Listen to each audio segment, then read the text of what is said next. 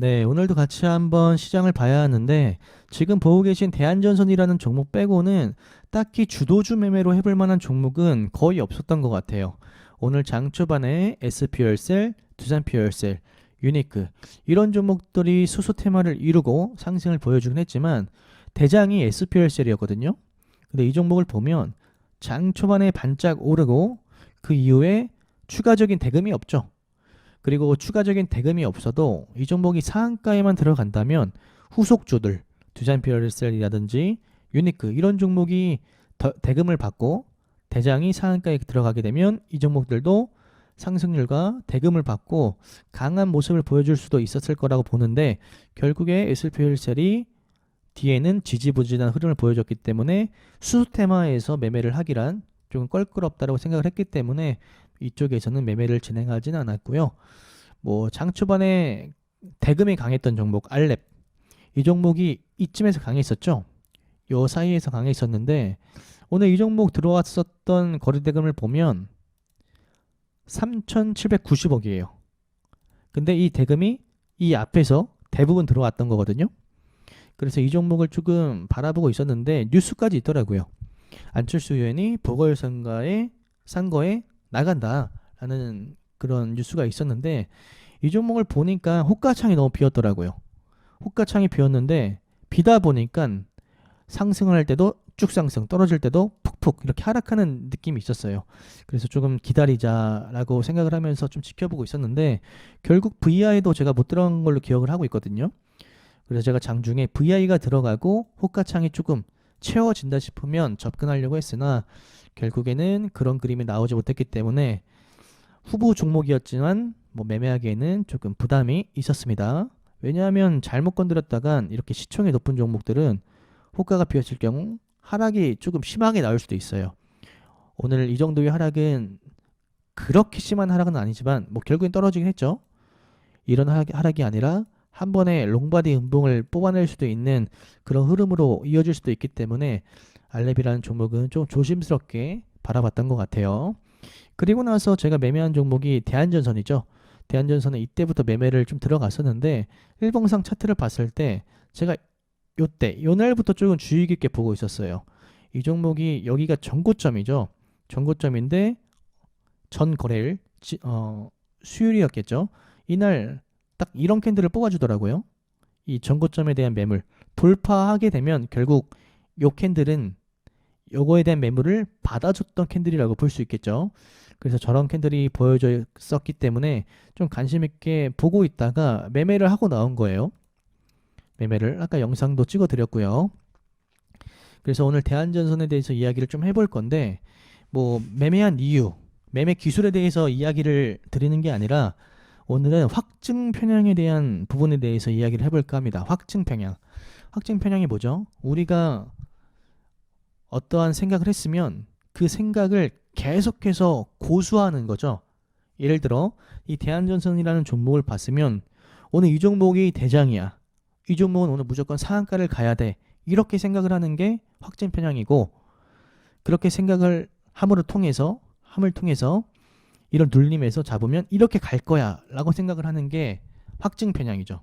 제가 오늘 장중에 제가 정말 아끼시는 분이 있거든요. 아끼는 분이 있어요. 구독자분 중에 누룽지라고 하시는 분이 있는데 오늘 그분이랑 좀 장중에 대화를 했습니다. 오늘 이런 부분, 이 앞부분에서는 매매를 충분히 해볼 수가 있습니다. 근데 여기서 그 시세가 강하게 나왔죠. 그래서 제가 누룽지님한테 오늘 발음이 잘 안 되네요. 죄송합니다. 혹시 이런 눌림에서 잡았냐고 물어봤어요. 물어본 이유가 뭐냐면 누룽지님께서 최근에 굉장히 큰 발전이 있어요. 데이트레이딩 공부한 지도 1년이 안 됐는데 꾸준히 좀 수익이 나시는 것 같더라고요. 그래서 혹시나 여기서 잡았을지 물어봤거든요. 왜냐하면 누룽지님께서는 이런 그림을 좋아하세요. 급등주가 눌렸을 때. 근데 제가 봤을 때는 뭐 여러 가지 좀 이유가 있었어요. 이렇게 조금 흐름을 보여주면 뒤에서는 매매를 하지 않는다라는 기준이 있었기 때문에 제가 누룽지님한테 혹여나 하고 물어봤습니다. 혹시 뒤에서 매매하셨습니까? 근데 누룽지님께서 아니나 다를까 매수를 진행하셨더라고요. 근데 왜 매수를 진행할 거라고 어느 정도 예측을 했냐면 그림을 너무 약간 쫓아다니는 느낌이 있었습니다. 그림. 이런 그림이 나오면 매매를 해야 돼. 이런 흐름이 나오면 차트에서 이런 모습이 나오면 약간 무조건 매매를 해야 된다라는 그런 확증 편향이 있었다라는 걸 제가 알고 있었어요. 분명히 그런 매매가 확률이 높다라는 걸 알고 있긴 있어요. 저도 그렇고 그분도 그렇고.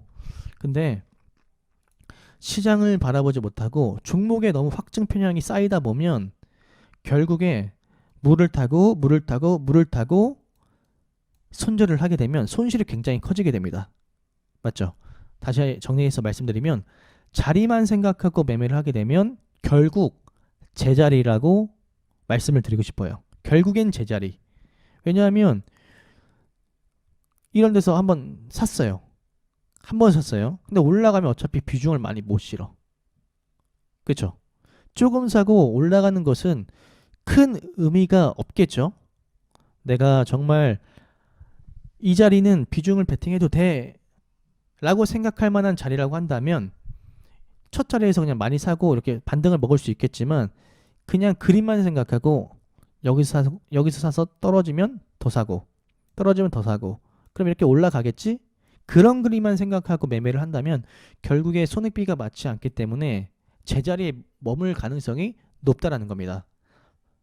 다시 말해 확증 편향이 심해지면 물을 계속 타게 되고 물을 계속 타게 되면서 손절이 심해지기 때문에 결국에는 약수익 아니면 제자리 아니면 손절 결국에는 정체될 수밖에 없다라는 걸 제가 말씀을 드리고 있는 겁니다.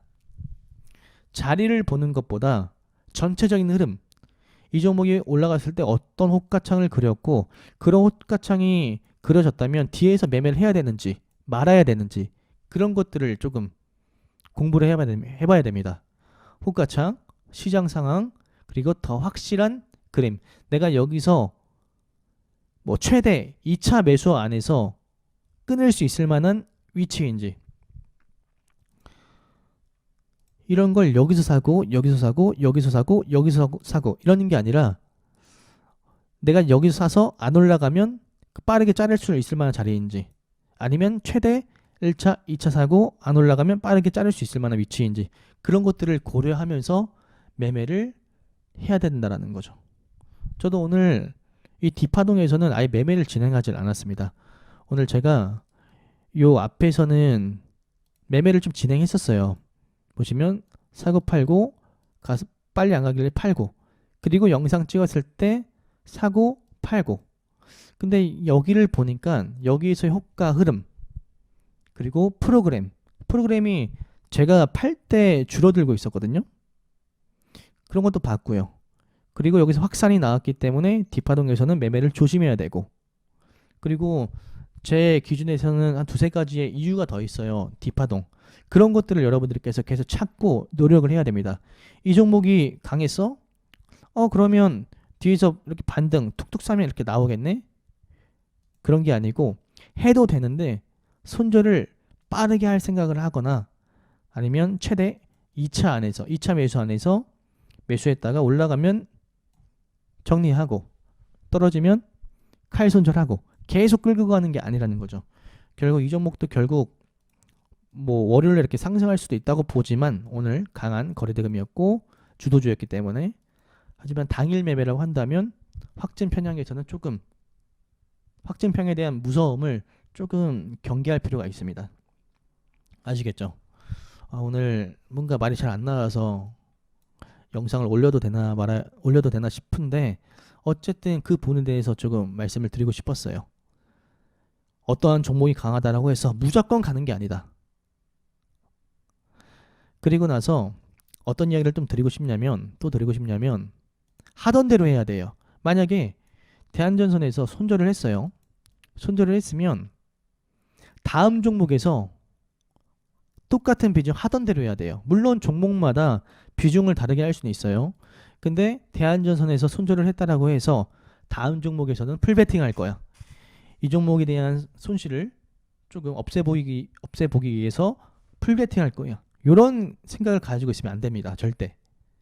종목에 따라서 비중이 달라질 수도 있지만 손절로 인한 비중 증가는 아직 감정이 너무 크게 반영하고 있다는 증거거든요.